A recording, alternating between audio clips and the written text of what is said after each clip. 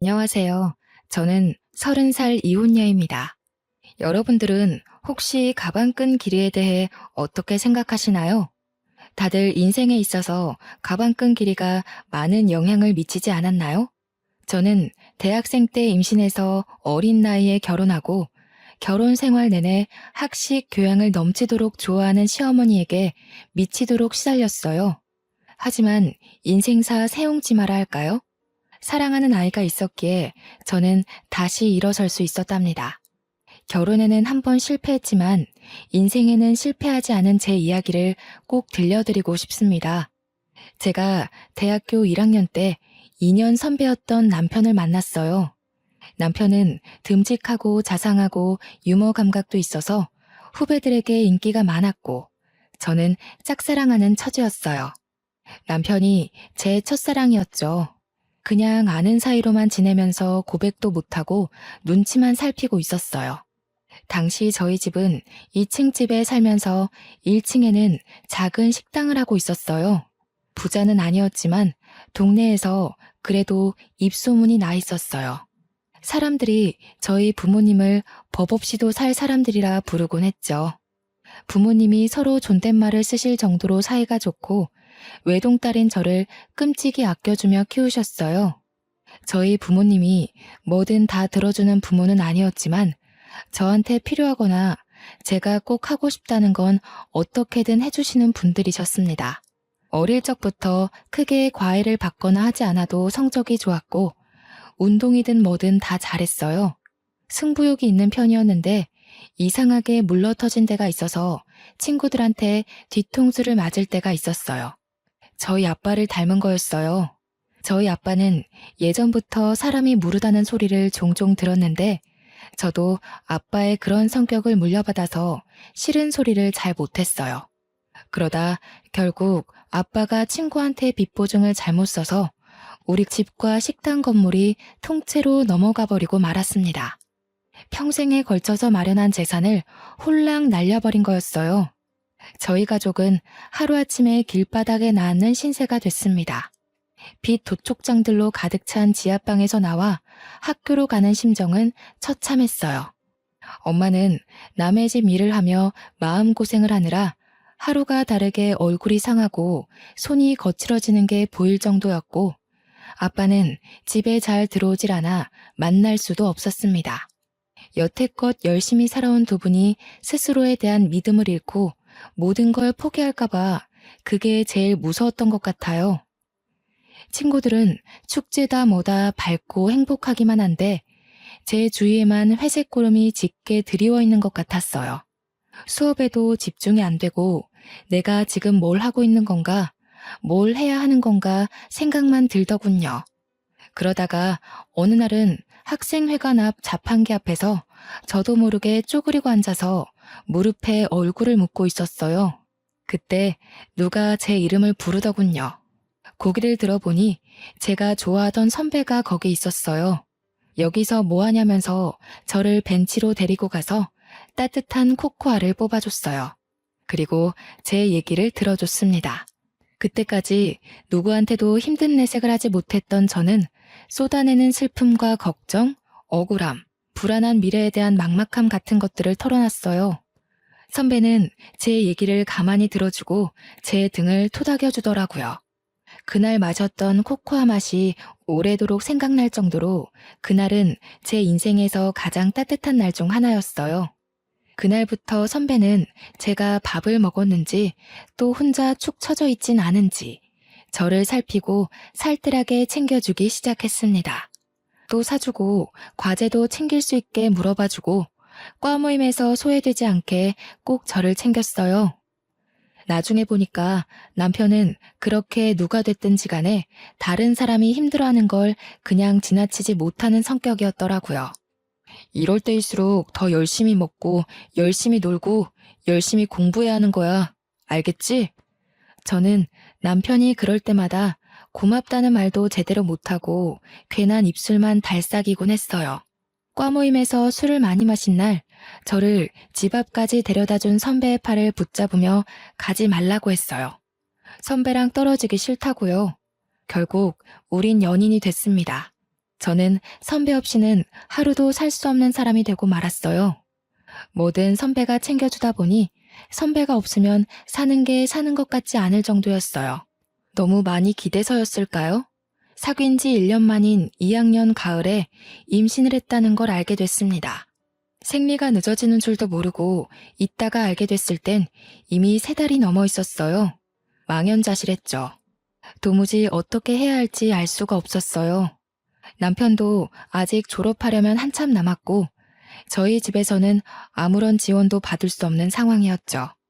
저는 어쩔 수 없이 학교를 쉬어야 했지만 남편이라도 하루라도 빨리 취직할 수 있게 준비하는 게 낫다고 판단했어요.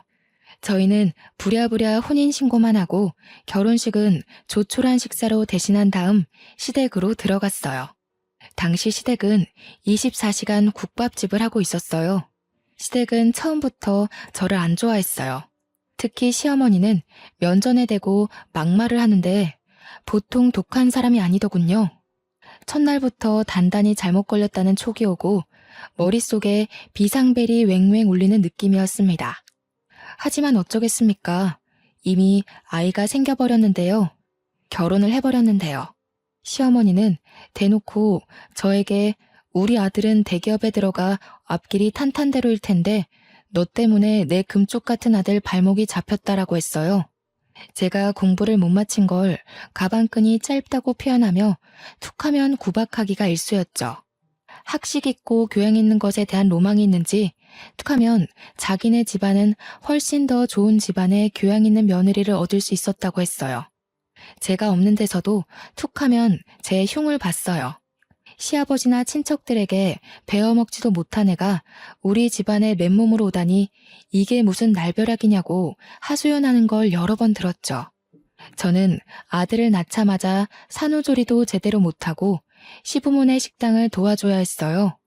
식충 취급하는 소리가 벽을 뚫고 들어오는 것 같아서 도저히 가만히 있을 수가 없었죠. 피덩이 같은 아기를 업고 식당에서 밤늦게까지 일을 했어요. 집에 들어가면 또 집안일을 해야 했는데 너무 바쁘고 눈치가 보이니까 그게 너무하다는 생각도 못하고 살았어요. 시어머니는 제가 힘들어서 조금이라도 쉬려고 하면 네가 무슨 큰일을 한다고 힘들다고 야단이냐면서 야단법석을 떨며 면박을 줬어요. 집에 들어왔으면 시아버지 잠자리도 봐드리고 집안일을 챙겨야지. 어디 새파랗게 젊은 것이 집에 들어오자마자 방 안에 틀어박혀? 못 배워먹은 티 내는 거냐? 가방끈이 짧으면 노력이라도 하라고 했지? 어머니, 저 하루 종일 일하고 오늘 지훈이 아파서 병원에 뛰어갔다 왔잖아요. 저도 지금 열이 나고 몸에 기운이 하나도 없어요. 조금만 누워있다 할게요. 으이그, 그러게. 저렇게 복 없이 생긴 애들은 꼭 생긴 대로 논다니까. 그러게. 저렇게 복 없는 애가 우리 아들 발목을 잡게 내버려뒀으니 원. 손주 새끼 봐서 참지. 애미라고 있는 게 없는 집에서 못 배워먹어 교양 없는 티를 팍팍 내니 애까지 닮을까봐 걱정이다. 걱정. 처음에는 시어머니에게 대들지는 못하고 남편에게 하소연했어요. 그런데 결혼 전에는 그렇게 저를 끔찍이 아껴주던 남편은 네가 시어머니에게 맞춰야 한다면서 하나도 힘이 되어주지 않았어요. 어머니는 왜 자꾸 나한테 가방끈이 짧다고 하시는 거야? 내가 무슨 가방끈이 짧아. 나 우리 학교도 수석으로 입학했고 내내 꽈탑 놓치지 않을 정도로 공부 잘했는데 나이 드신 분들이 다 그렇지 뭐. 그냥 하는 말씀이니까 너무 귀담아 듣지 마. 어머니가 예전부터 나를 좋은 집안에 장가 보내고 싶어 해서 그래. 어릴 때부터 노래를 불렀다고. 우리 결혼할 때 너네 집에서 아무 지원도 못 받은 건 사실이잖아. 조금만 참으면 어머니도 다 이해하실 거야. 처음부터 끝까지 참고만 있잖아. 언제까지 저렇게 막말하시는 걸 참아야 해? 우리 어머니 그렇게 나쁜 분 아니야. 두 아들 키우느라고 얼마나 애를 쓰셨는데. 네가 우리 집에 들어와서 그거 하나 이해 못 해줘? 가진 거 없이 결혼한 우리 탓이라고 생각해야지 뭐. 애를 나 혼자 만든 건 아니고 내가 학교도 못 마치고 결혼한 게 내 탓만은 아니잖아. 아기 가지고 결혼한 게 무슨 죽을 죄 지은 것도 아닌데 어머니는 무슨 나를 죄인 취급하시려는 것 같아. 아, 그러니까 조금만 참아보라니까. 예전에는 그렇게 따지는 성격 아니었잖아. 어른들 하시는 말에 왜 그렇게 말이 많아? 나 취직 준비하느라 스트레스 많이 받는 거 몰라? 취직 준비한다고 늦게 들어와서 식당 일도 안 도와주고 애도 하나도 안 보잖아. 아까 말했듯이 애를 나 혼자 만든 것도 아닌데 내가 왜 전부 다 뒤집어 써야 하는데? 뒤집어 씌운다니. 무슨 말을 그렇게 해? 얘가 진짜 갈수록 말 조심해. 내가 나 혼자 편하자고 이 고생하는 거야? 다 너랑 우리 지훈이 데리고 잘 살아보려 그러는 거잖아. 안 그래도 힘든데 왜 너까지 찡찡거려? 취업 준비 때문에 힘들어 죽겠는데 여기서 뭘 어떻게 더 어떻게 하라는 거야? 그래도 그때까지는 남편을 사랑했기 때문에 어떻게든 이해해 보려고 했어요. 자기 어머니를 끔찍이 생각하는 효자라서 고생하는 어머니 심기를 거스르지 않으려 한다고 알아서 남편을 헤아려주고 노력했죠. 생각해보면 정말 바보 같은 짓이었어요. 나중에 알고 보니까 제 힘든 건 귓등으로 듣던 남편은 취업 스터디 모임에서 여기저기 온갖 오지랖을 부리고 있었더라고요. 힘든 애들 고민 상담해준답시고 돌아다니고 발벗고 뛰어다니며 해결사 노릇을 하고 있었죠. 저는 과 친구들과 연락이 다 끊겨서 몰랐다가 나중에야 그 사실을 알게 됐어요. 그래도 밖에서 이 사람 저 사람 비위 맞춰주고 다닌 보람이 있었는지 남편은 진짜로 대기업에 취직을 했어요. 제 동기들이 취직 준비를 하고 좋은 데 취직하는 동안 저는 뒤처지는 느낌을 받곤 했어요. 동기들이 좋은 데 놀러가서 찍은 사진을 SNS에 올린 걸 보면 어쩐지 마음 한구석이 휑해지는 느낌을 받곤 했죠. 점점 사회인으로서 제자리를 찾아가는 동기들에 비해 제 모습이 초라해서 동기들이 연락해도 잘 받지 못했어요. 그래도 아이 키우는 재미가 있었고 예쁜 아이가 있다는 것에 만족하려 했어요. 아이가 말을 하고 걷고 하루가 다르게 자라는 걸 보면 또 하루를 살아낼 힘이 생기곤 했습니다.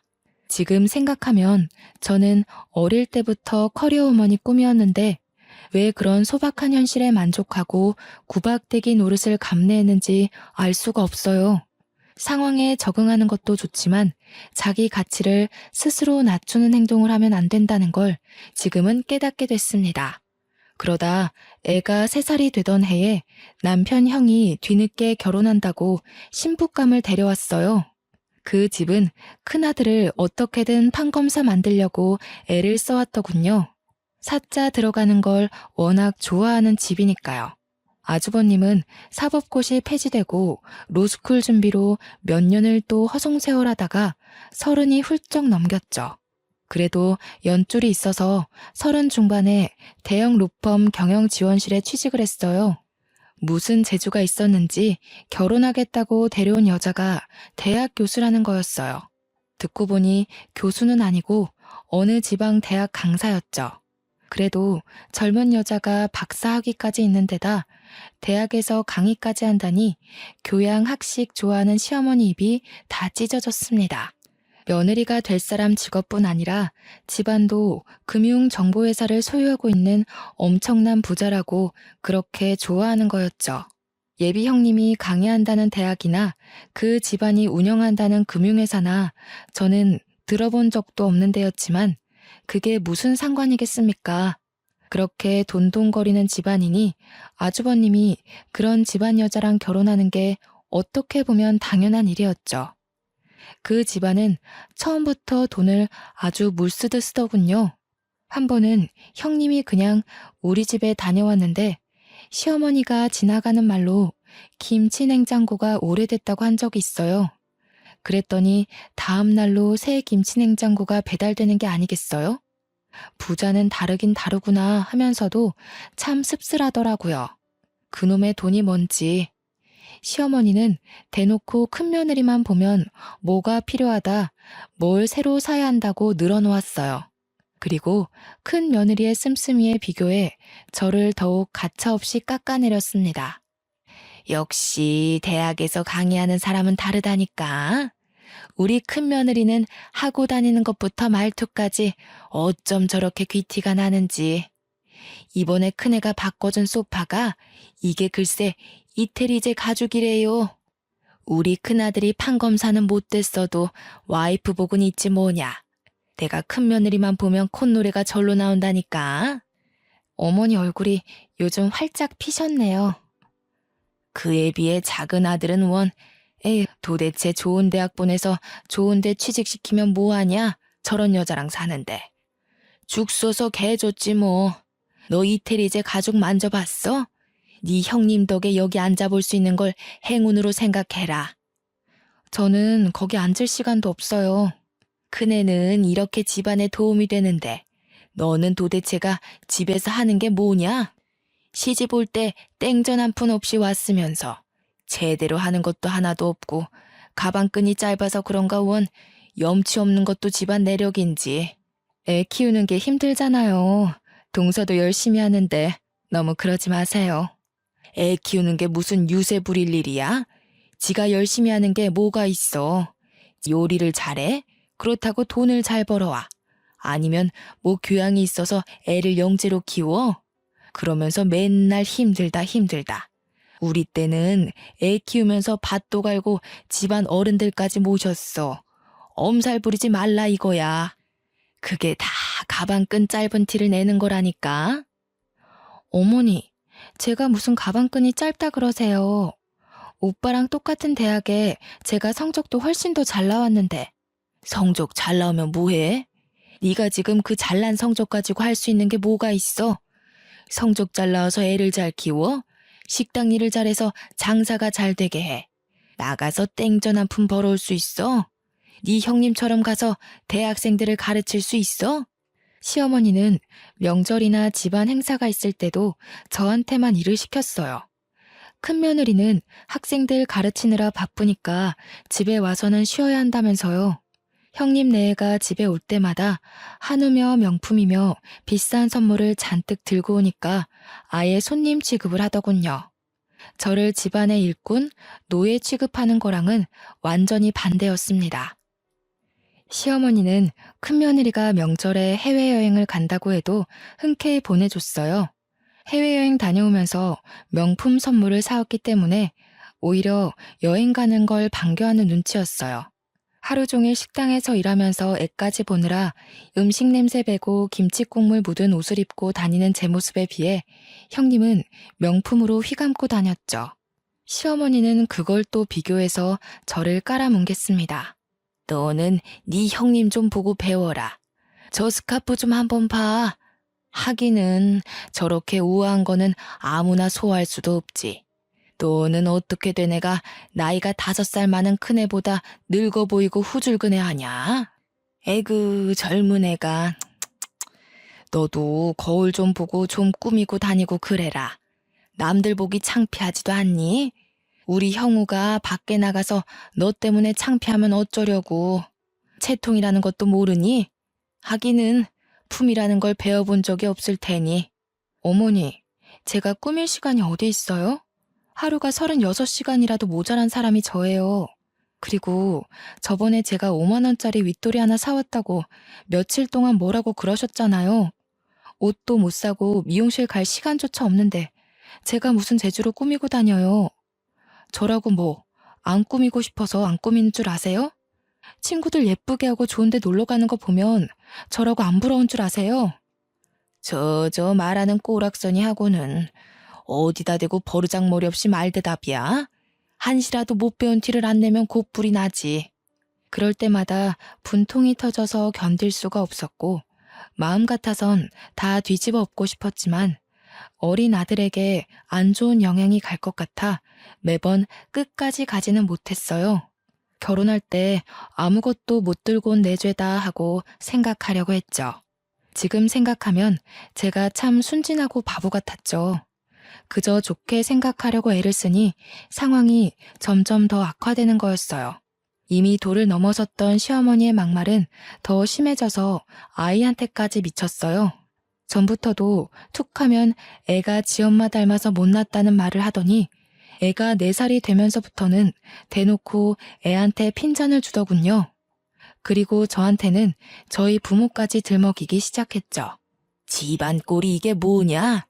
내가 식당 일 끝나면 집안일도 살펴야 한다고 했지. 애 장난감에 빨랫감에 설거지는 하나도 안 돼 있고. 도대체 너는 제대로 하는 게 뭐야? 너희 엄마가 집안 살림 하는 법도 안 가르치던? 하기는 쥐뿔도 없는 집안이 가르치면 뭘 가르치겠어? 빌어먹는 법이나 안 가르쳤으면 다행이지. 빌어먹다니요? 무슨 말씀을 그렇게 하세요? 아무리 그러셔도. 아니다. 빌어먹는 법을 가르쳐서 애가 이렇게 됐는지도 모르지. 지혜미 애비한테 배운 게 있어야 뭐 하나라도 똑바로 하지. 없는 집 애가 가방끈까지 짧으니 설상가상이지 뭐야. 지 아들한테도 똑같이 가르칠까봐 겁난다. 겁나. 아니 어머니, 저희 엄마 아빠는 왜 건드리세요? 그렇게 말씀 함부로 하시면 저도 못 참아요. 저희 엄마 아빠가 얼마나 열심히 사시고 바른 분들이신데요. 저를 얼마나 귀하게 키우셨는데요. 귀하게 키워서 네가 그 모양 그 꼴이냐? 어떻게 키웠을지 뻔하지. 내가 너를 보면 너희 부모를 모르겠어? 내 눈은 못 속인다, 이 염치 없는 거사. 저희 엄마 아빠 주변에서 다 법 없이도 사실 분들이라고 하셨어요. 저희 엄마 아빠는 집안에서 함부로 큰 소리도 내지 않는 분들이세요. 어머니처럼 함부로 남의 험담하는 분들이 아니시라고요. 뭐야? 이 가방끈 짧은 년이 지금 나한테 뭐라고? 그러니까 내가 너를 보면 네 부모를 안다고 하는 거야. 어디 버르장머리 없이 시어머니한테 꼬박꼬박 말대답을 해? 네가 그렇게 못 배워먹은 티를 내니까 니네 아들이 배우잖아. 시어머니는 제 아들을 다른 사람들에게 자랑할 때는 우리 손주 하시면서 저한테 흉볼 때는 니네 아들이라고 부르면서 깎아내렸습니다. 어떨 때 보면 손주라고 생각하는 건지 원수의 자식이라고 생각하는 건지 헷갈릴 정도로 어린애한테 꼬투리를 잡고 흉을 보더군요. 한날은 애가 밥을 먹다가 옷에 음식이 떨어져서 얼룩이 좀 생겼어요. 그걸 본 시어머니가 쯧쯧거리면서 애한테 이러는 거였습니다. 에휴, 진짜 내가 저럴 줄 알았지. 지 엄마네 가족 닮아서 하는 짓이 어찌나 없어 보이는지. 지 엄마 닮아서 밥도 빈티나게 먹네. 그날 아이를 재우면서 많이 울었습니다. 잠든 아이를 쓰다듬고 또 쓰다듬었어요. 참아야 한다. 우리 지훈이를 위해 내가 못할 일이 뭐가 있겠나. 하지만 지금도 애가 자라면서 점점 눈치를 보는 게 눈에 보이는데 저런 할머니 곁에 있다가는 애를 망칠지도 모르겠다는 생각이 들더군요. 저는 그날부터 시어머니가 막말을 할 때마다 휴대폰 녹음기를 켜는 습관이 생겼습니다. 아이를 보호하기 위해 뭐라도 해야겠다는 생각에 지푸라기라도 잡는 심정으로 한 일이었죠. 그러다 저희 엄마가 식당 근처에 볼 일이 있어서 왔다면서 들르신 적이 있었어요. 엄마는 잠깐 얼굴만 보고 간다면서 극구 사양하시는데 저는 오랜만에 만난 엄마에게 꼭 밥 한 끼를 대접해드리고 싶었어요. 그동안 고생하시는 거 알면서 바쁘다는 이유로 제대로 찾아뵙지도 못하고 어려운 형편에 도움이 되어드리지 못했으니 항상 마음 한구석이 아렸거든요. 추운 겨울날이었습니다. 엄마는 호박 시루떡을 보자기에 잘 싸서 가지고 왔어요. 제가 어릴 때부터 좋아하던 음식이었죠. 그런데 떡을 받아든 시어머니의 눈치가 영 떨떠름했습니다. 무슨 잡상인이나 불청객이라도 온 것처럼 저희 엄마를 위아래로 훑어보는 게 아니겠어요? 시어머니의 태도에 기분이 상했지만 엄마 앞에서 분위기를 망치고 싶지 않았던 저는 애써 즐거운 척하며 엄마를 식당 구석으로 데려갔습니다. 추운데 왜 자꾸 그냥 간다고 그러세요? 여기 앉아서 몸 좀 녹이고 조금만 계세요. 여기 설렁탕 맛있어요. 제가 금방 가져다 드릴게요. 혜인이 너는 밥 먹었니? 그렇게 아니다. 바쁜데 왜 엄마까지 챙기느라 고생할까봐 그러지. 나는 그냥 너랑 지훈이 얼굴만 보고 가면 되는데. 엄마 드릴 국밥을 준비하는데 시어머니가 한마디 하더군요. 에휴, 사돈댁에 오면서 이런 걸 선물이라고 가져오는 수준하고는 참나 어이가 없다 어이가 없어. 큰애처럼 명품까지는 바라지도 않아.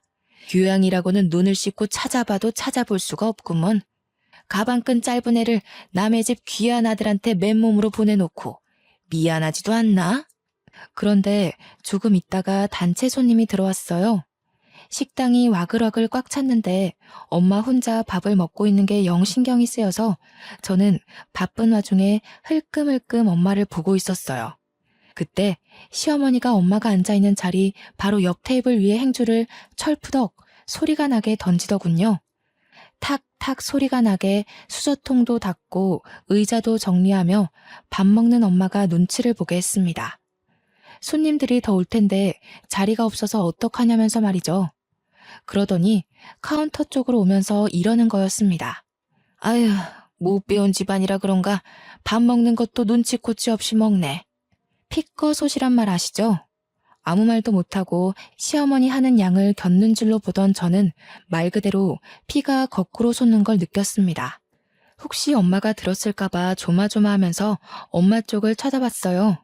다행히 엄마는 못 들었는지 아무렇지 않은 표정으로 밥을 마저 다 드시더라고요. 그날 저녁 빨래를 개고 있는데 시어머니가 안방에서 시아버지게 하는 말이 들렸습니다. 우리 엄마 흉을 보더군요. 큰며느리네는 좋은 식당을 예약해서 대접하는데 안 그래도 딸을 빈손으로 보낸 주제에 코딱지만한 식당에 와서 꾸역꾸역 밥을 먹고 있다면서요. 저는 개고 있던 수건을 그대로 팽개치고 방으로 들어왔습니다. 하루 종일 뼈 빠지게 일해서 돈 벌어주는데 엄마에게 밥 한 끼를 대접해드리는 것도 눈치를 봐야 한다는 사실에 저는 이성의 끈을 놓치고 말았습니다. 그리고 밤늦게 돼서야 집에 들어온 남편에게 오늘 있었던 일을 말하면서 따졌습니다. 나를 무시하는 것까지 그렇다 치려 했지만 지훈이랑 우리 엄마 아빠한테까지 함부로 굴고 막말하는 건 못 참아. 이제 더는 못 참는다고. 내가 이 집 노예야? 솔직히 나 없으면 식당 운영할 수나 있어? 하루 종일 일하고 애까지 보는데 내가 우리 엄마한테 밥 한 끼 못 대접해줘? 내가 너네 엄마 밥 주지 말라 그랬어? 하루 종일 일하고 온 사람한테 생 난리를 치네. 왜 별것도 아닌 것 가지고 난리를 치고 그래? 엄마 들으면 어쩌려고? 뭐라고? 지금 그걸 말이라고 하는 거야? 나는 어떻게든 오빠 맘 편하게 해주려고 지훈이 잘 키워보려고 꾸역꾸역 다 참아왔는데 어떻게 오빠가 나한테 이럴 수가 있어. 맨날 늦게 들어오고 일 때문이라고. 나는 일주일에 외출 한 번 못하는데 혼자 밖에서 놀러 다니니까 좋아? 목소리 낮추라고 했지. 얘가 진짜 점점 왜 이래? 너 예전엔 안 이랬잖아. 왜 이렇게 변했니? 진짜 무섭다 무서워. 아니, 아직 안 변했어. 진짜 무서운 게 뭔지 보여줘? 그때 밖에서 듣고 있던 시어머니가 들어와서 제 뺨을 때리더군요.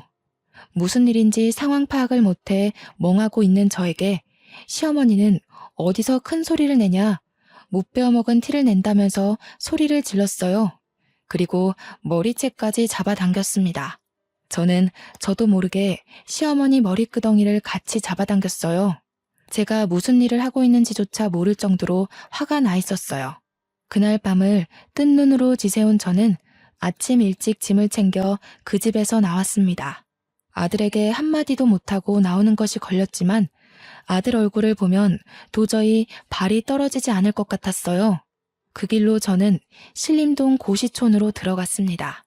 엄마 아빠가 보고 싶었지만 친정에 가면 두 분이 슬퍼하실까봐 도저히 갈 수가 없었어요. 고시원을 얻어 짐을 풀고 대학 때부터 고민만 하다 제대로 시작하지 못한 행정고시 공부하기 시작했어요. 아이를 낳은 뒤에도 미련을 못 버리고 있었기에 일사천리로 준비해 공부에 돌입할 수 있었습니다. 남들은 학생 때부터 죽어라 해도 어려운 공부를 몇 년 공백 끝에 시작하는 건 결코 쉽지 않은 일이었어요. 하지만 분노로 눈이 돌아버린 상태였기에 오히려 다른 거에 신경 안 쓰고 공부에 집중이 잘 되더라고요. 그때가 저희 부모님이 어렵게 빚을 갚고 돈을 모아 신림동에서 작은 식당을 다시 열었을 때였어요. 식당이라고 하기도 뭐할 만큼 허름한 곳이었지만 두 분이 다시 힘내서 마련한 자리였죠. 한날은 제가 모의시험 점수가 영 안 나와서 실망한 마음에 걸어 다니다가 저도 모르게 엄마 아빠 식당 쪽으로 걸어갔어요.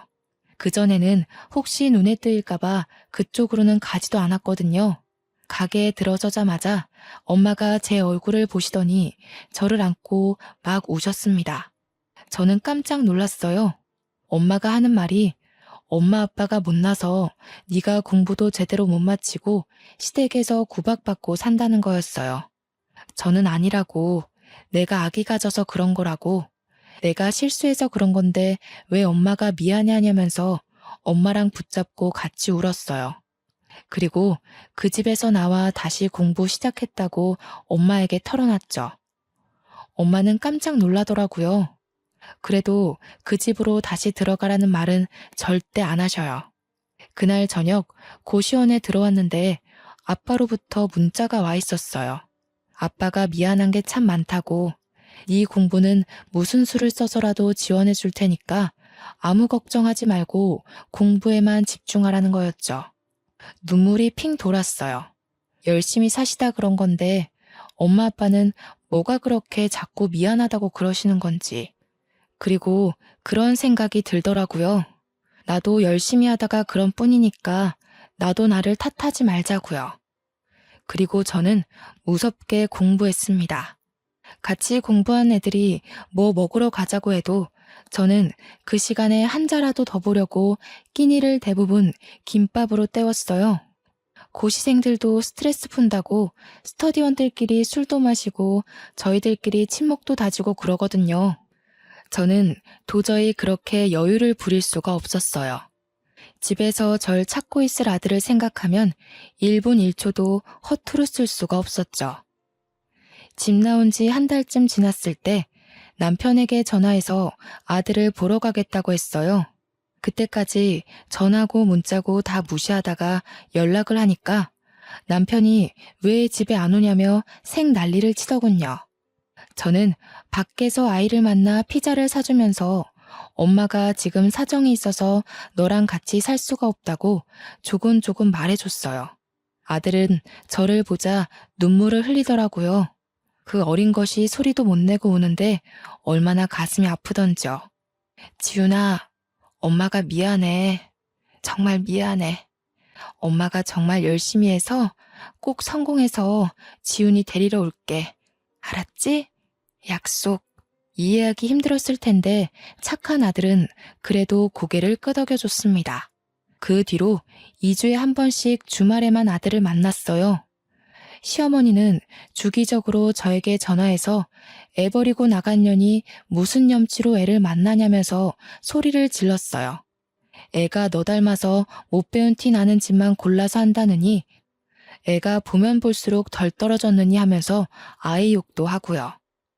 애한테까지 인신공격하는 시어머니의 말을 저는 모조리 녹음해뒀습니다. 시어머니한테 구박받고 있을 아이를 생각하면 당장이라도 그 집에서 빼오고 싶었지만 지금으로선 내가 성공하는 것밖에는 방법이 없다는 걸 인정해야 했습니다. 정말 죽었다 생각하고 공부한 것 같아요. 그렇게 공부한 지 2년째 되던 해 결국 행정고시 재경직에 합격했습니다. 주변에서도 그렇게 빨리 합격하는 사람 처음 봤다면서 깜짝 놀라더군요. 공부를 늦게 시작했어도 빨리 합격했기 때문에 공무원으로 그렇게까지 늦은 나이가 아니었죠. 좋은 일이 하나 더 있었어요. 제가 공부한 지 1년쯤 지났을 때 아빠가 보증을 서줬던 친구가 돌아왔어요. 아빠의 절친이었던 그분은 자기를 늘 미안했다면서 사과를 하셨어요. 막혀있던 돈이 들어왔다며 아빠가 손해본 돈보다 더 많은 돈으로 갚아줬어요. 엄마 아빠는 그 허름한 건물에서 나와 훨씬 크고 좋은 건물에 돈가스 뷔페를 크게 열었습니다.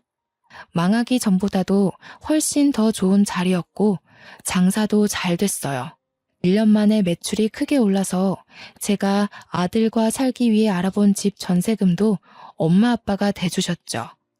이제 임용만 기다리면 됐고 탄탄대로인 것 같았지만 한 가지 걱정거리가 있었어요. 시댁에서 아이를 순순히 내줄 리가 없었으니까요. 하지만 저는 무슨 일이 있어도 제 아들을 그 집에 그냥 두지 않으리라 다짐했고 사활을 걸기로 했습니다. 처음에는 남편을 만나 좋게 이야기를 풀어보려고 했습니다. 그런데 남편은 애 이야기는 안 하고 자꾸 딴소리만 하는 거였어요. 네가 이렇게 빨리 시험에 붙을지 누가 알았겠어. 내가 네 가치를 몰라봤던 것 같아. 그래도 네가 있을 때가 좋았어. 내가 너한테 참 잘 못해줬지. 지금 생각해보면 내가 좀 너무했던 것 같아.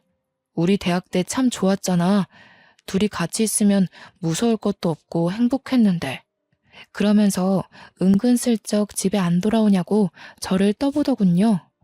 내가 미쳤다고 그 집에 들어가냐는 말을 삼키고 저는 남편을 따라 시댁으로 갔습니다. 아이가 어떻게 지내고 있는지 제 눈으로 확인해야 했어요. 그런데 평소라면 불을 환히 밝혀놨을 국밥집이 웬일인지 불이 꺼져 있는 게 아니겠어요? 시댁에 들어서니 시어머니는 없고 초상난 집처럼 휑한 게 무슨 일이 있는 게 분명해 보였어요. 그리고 저는 보고 말았습니다. 거실 테이블에 있는 주택담보대출 서류를요. 저는 서류를 들고 남편을 추궁했어요. 이게 대체 어떻게 된 일이냐고 물었더니 남편은 순순히 털어놨습니다. 형수네 집안에서 진짜 좋은 투자처를 알고 있다면서 돈을 몇 배로 불려줄 테니 믿고 투자하라고 대출 받으라고 종용했다는 거였어요. 아무리 그래도 그렇지 어떻게 집이랑 가게를 다 담보 잡힐 수가. 우리 집 망하는 거 보고도 그래? 집이 다 넘어가면 우리 지훈이는 어떻게 될지 생각 안 해? 이렇게 될 줄 알았나. 형수네 아버님이랑 형님이 지금 무조건 기회를 잡아야 한다고 막 밀어붙이는데 어떻게 해. 우리 엄마가 그 집 사람들 하는 말이라면 껌뻑 죽는 거 알잖아. 그 집처럼 돈 펑펑 쓰고 살게 될 줄 알았지 뭐. 근데 알고 보니까 그 집안, 그 집 사람들 다 말을 말아야지. 무슨 말이야? 왜 말을 하다 말아? 그러게, 내가 전부터 그랬잖아. 돈이라는 건 정직한 거라고. 공짜로 돈 벌어준다는 사람들은 의심부터 해야 한다고 했잖아. 그 집 사람들 처음부터 좀 이상했어. 왜 순진무구하게 그 사람들 말을 다 믿고 그래? 아, 그러게 말이다. 네 말을 들었어야 하는데. 그 집 사람들 지금 주식 조작으로 잡혀갔어. 형수님 아버지랑 다. 뭐라고? 내가 하는 말은 귓등으로 듣더니 꼴 좋다. 이제 어쩔 거야? 모르겠어. 나도 모르겠어, 혜인아. 우리 이혼 다시 생각하면 안 될까? 지금 형이랑 형수도 이혼하는 판에 나까지 이혼하면. 집에 돌아가서 TV를 틀어보니 뉴스에서 형님네 집안에서 운영한다던 금융정보회사 이야기가 나오고 있더군요. 그 집 가족들 다 줄줄이 구속됐다는 거였어요. 그때가 또 한창 모 연예인의 박사학위 논문 표절 사건으로 떠들썩할 때였어요. 그런데 전문대 강사도 박사학위 논문 표절이라는 제목의 뉴스에 나오는 실루엣과 대학 이름이 어디서 많이 보던 거였어요. 저는 형님이 강의한다던 학교 홈페이지에 들어가 봤습니다. 거기엔 디자인과 땡땡땡 강사 박사학위 취소 건에 대해 사과드립니다. 라는 제목의 게시물이 맨 위에 올라와 있었죠. 형님의 박사학위 논문이 표절률 85%로 취소된 거였죠. 학위 논문뿐 아니라 석사 논문까지 표절한 거였더군요. 시댁이 그렇게 좋아하던 교양과 학식, 그리고 돈까지 모두 사기였던 것입니다. 저는 더욱이 빨리 아이를 데려와야 한다는 생각에 마음이 급해졌습니다. 얼마 뒤 소송 준비가 끝났을 때 시어머니가 저희 엄마 아빠 식당에 찾아왔습니다. 무슨 바람이 불었는지 사기꾼 며느리한테서 받은 명품 스카프를 두르고 와서는 가게를 구석구석 살피더군요. 제법이구만. 못 배운 집이 가게 좀 크게 내봤자지. 어디 밥이나 좀 내와봐라. 얼마나 잘하는지 보자. 저는 시어머니란 인간은 꼴도 보기 싫고 말도 섞기 싫었었지만 아이 문제를 해결해야 했기에 침착하게 대꾸했어요. 여기는 밥을 갖다 드리는 데가 아니라 직접 떠서 드시는 데예요. 조금 있다 올 테니 식사하고 계세요. 군뱅이도 구르는 재주가 있다더니 쟤까지 게 그래도 용 빼는 재주가 있었나 보지? 행정고시인지 뭔지 그거 합격하면 월급이 얼마나 되는지는 모르지만 말이다. 잘난 체 하지 말라 이거야. 애새끼 버리고 간 년이 잘 되면 얼마나 잘 되겠냐만. 내가 지훈이를 봐서라도 이제라도 용서를 빌면 용서해주마. 애한테는 그래도 엄마가 있어야지.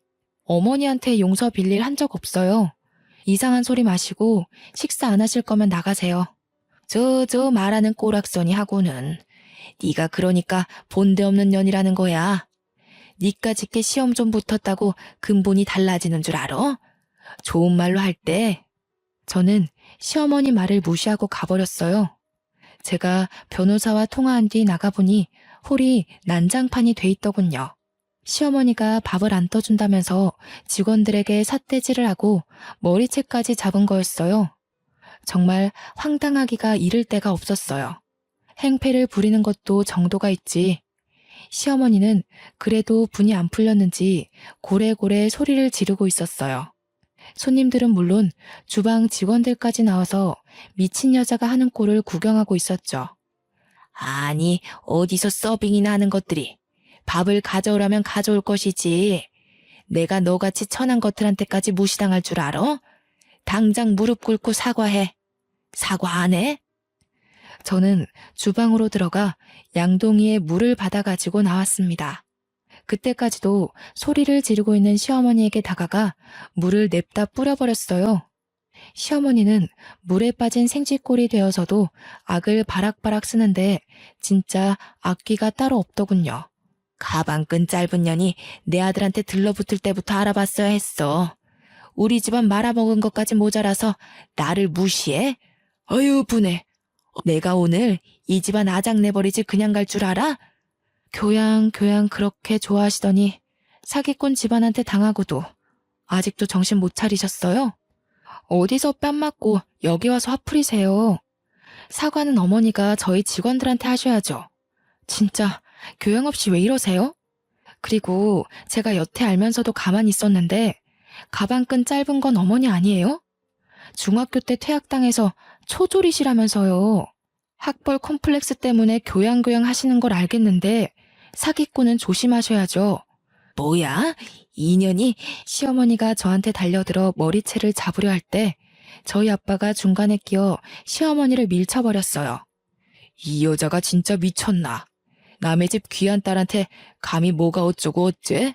어디서 무식하게 남의 집 영업장에서 소리를 지르고 남의 귀한 식구들한테 행패를 부려? 우리는 직원들도 다 우리 식구들이야. 이러고도 무사할 줄 알아? 당장 꺼져. 꺼지지 못해? 영업방해로 손해본 거 다 청구할 줄 알아. 그리고는 경찰이 와서 시어머니를 끌어냈습니다. 저는 더 이상 시댁 식구들과 말로 해결하려 해서는 안 된다는 걸 깨달았어요.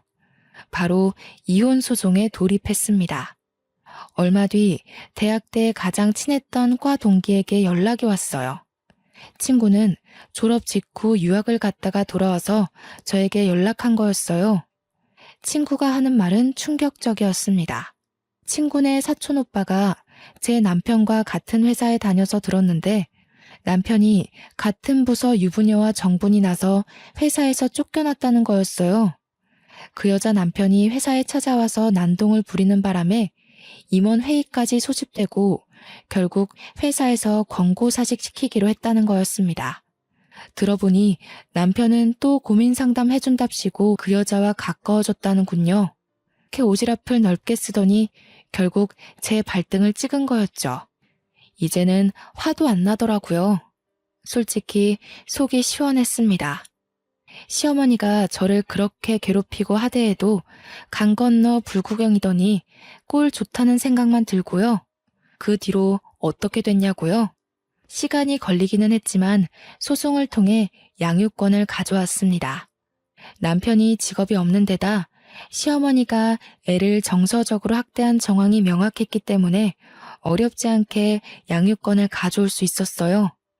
그 인간이 빈털털이라 양육비는 얼마 못 받았지만 제가 그 집 식당에서 하루 종일 일하며 재산 증식에 도움 준 것이 인정돼 위자료도 1억 가까이 받게 됐어요.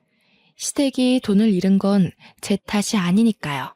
시댁 식구들은 남편은 물론 시아버지까지 저에게 전화해서 회유도 하고 화도 내며 돌아오라고 매달렸습니다. 제가 미쳤습니까? 콧방귀도 끼지 않았죠. 고생 끝에 낙이 온다는 게 이런 걸까요? 이제는 아들과 함께 알콩달콩 행복할 일만 남은 것 같습니다. 사랑이라 생각했던 게 저를 배신했고 결혼 생활은 저를 밑바닥으로 끌어내렸지만 저는 힘든 시간들을 통해 깨달음이라는 훨씬 더 큰 선물을 받았거든요. 지금까지 제 이야기를 들어주셔서 감사합니다. 마지막으로 여러분도 인생에 시련이 온다면 거기가 끝이라 생각하지 마시고 한 번 더 도전하셨으면 좋겠다는 말을 꼭 하고 싶어요. 시련이지 실패가 아니라는 말도 있잖아요. 추운 날씨에 감기 조심하시고 우리 인생 파이팅입니다.